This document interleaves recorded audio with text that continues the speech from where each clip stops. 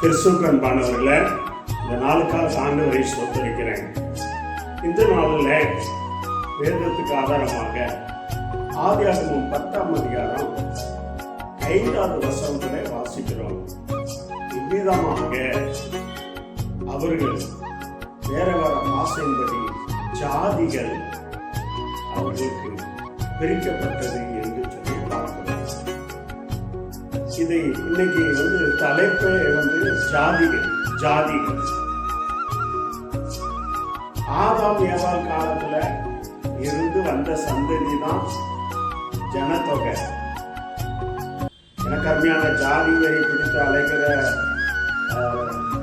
தேவப்பிள்ளையே, ஆண்டவர் வரைக்கிற மாதிரி உனக்கு சொல்கிறார். ஆதாம் ஏவாளுக்கு அப்புறம் ஜனங்கள் பாவம் செய்ததுனால ஆண்டவர் நோவாவை தேர்ந்தெடுத்து மற்ற பாவம் செய்தவர்களை அழித்து நோவாவின் குடும்பம், நோவாவுக்கு 3 குமாரர். தேவப்பிள்ளையே, ஒரு குடும்பம் வளரும் போது, கணவர் மனைவி இருக்கும் போது பிள்ளைகள் ஒரு குடும்பமாக வாழுகிறார்கள்.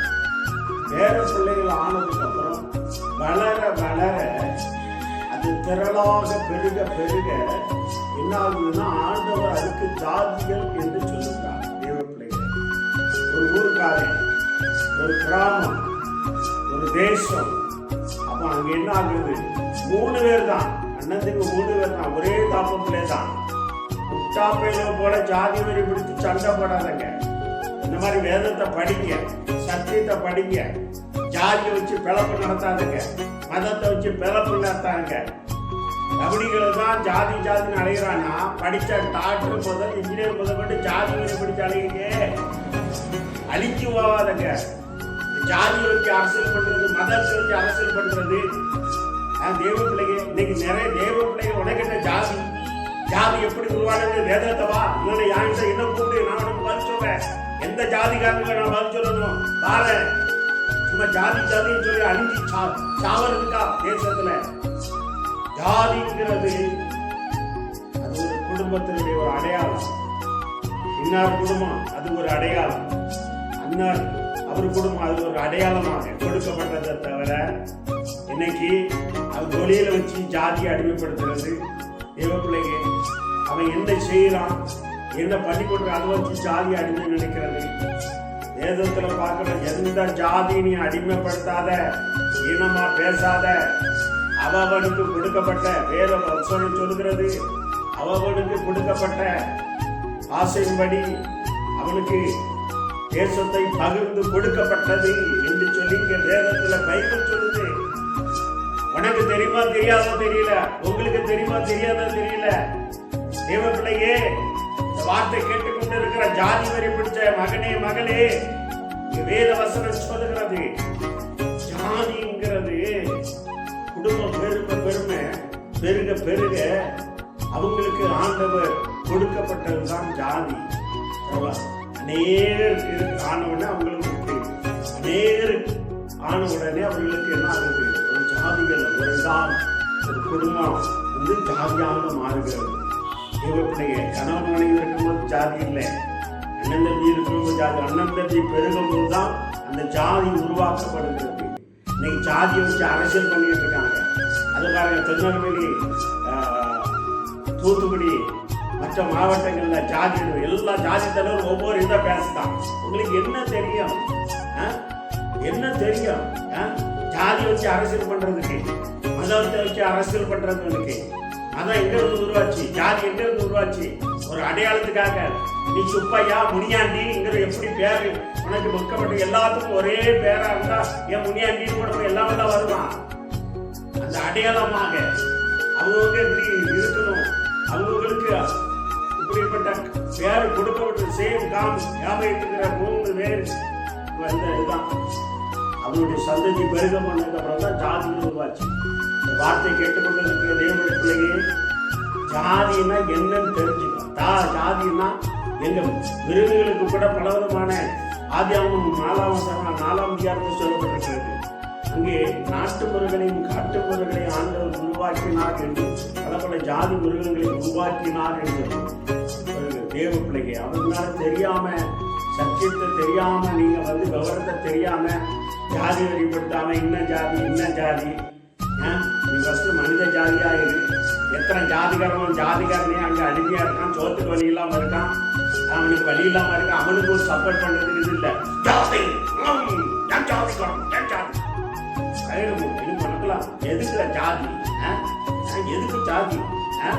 எத்தனை பேர் இருக்கா, எத்தனை படிச்சு மக்களுக்கு நன்மை செய்யறது பாக்கியா? அது ஜாதி வச்சு அரசியல் பண்ற பிசாசா பிடிச்சிருக்கு, உனக்கு பிசாசா பிடிச்சிருக்கு. ஜாதி வைக்கிற ஒரு பிசாசு, இந்த ஜாதி பிசாசு ஜபத்தினால உன்னெல்லாம் ஜபத்தினால பிசாசு உன்னை அடிச்சு வரட்டணும்.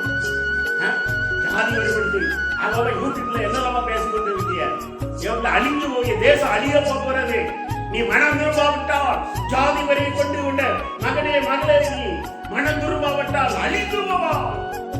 எச்சரிக்கை உனக்கு, உன் குடும்பம் நடித்து இருக்கிறோம். நீ மனம் திரும்பு. ஜாதி பேரை சொல்லி ஏமாத்துக் கொண்டிருக்கிறான், வாழ்ந்து கொண்டிருக்கிறான். ஜாதி பேரை சொல்லி அநேகர் அடிமைப்படுத்திக் கொண்டு கொள்ளையடித்துக் கொண்டிருக்கிறான். ஜாதிக்காரன் ஜாவா, நீ பங்களால வெளிநாட்டுல வாழ்ந்துட்டு இருக்க, அழிந்து போவா. உன் குடும்பம் நாசமாய் போகும். ஜாதியை பத்தி யூடியூப்ல எவனாவது பேசுறேன்னா என்கிட்ட முதல்ல வா, நான் அவனுக்கு சொல்லுவேன் ஜாதி எப்படி வச்சு. இவன் பிள்ளை அவன் தொழில வச்சு அவன் எங்க பார்க்கணும் சொல்லி அதை வச்சு நீ இடம் போட்ட என்ன இவ பிள்ளைய அழிச்சு போவா. எத்தனை ஜாதி தலைவருடைய நிலைமை என்னன்னு தெரியுமா உனக்கு? உனக்கு அந்த கதியா வரணுமா?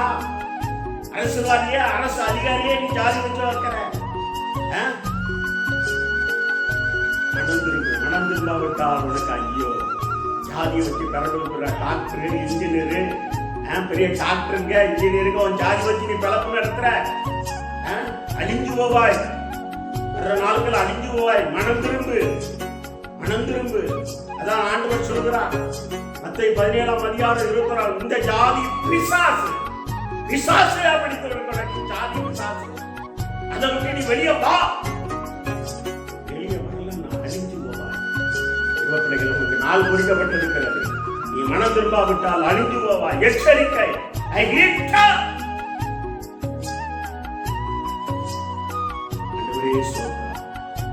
ஜாதி வெறி பிடித்து ஒருத்தருக்கு கொலை செய்து ஆண்டு கொண்டிருக்கிற அப்பா, அந்த மிருகங்களை கூட ஜாதி மிருகங்கள் கூட ஜாதி தெரியாம வாழ்ந்து கொண்டிருக்கிற மனுஷனும் அறிந்து கொள்ளத்தக்க, வேதத்தை படித்து அறிந்து கொள்ளத்தக்க அநேகருடைய கண்கள் திறக்கப்படுவார். அந்த ஜாதி வரிகளை கொண்டு வருகிற அந்த ஜாதி பிசாசுடைய கிரிகள் அழிக்கப்படுவதாக இயேசுவின் நாமத்தில் ஒவ்வொரு மேலும் மனந்திரும்ப திருவிழி தேசத்தில் ஜாதி வரி தூண்டி குளிர்காயிற ஒவ்வொரு அரசியல்வாதிகள் அதிகாரிகளும்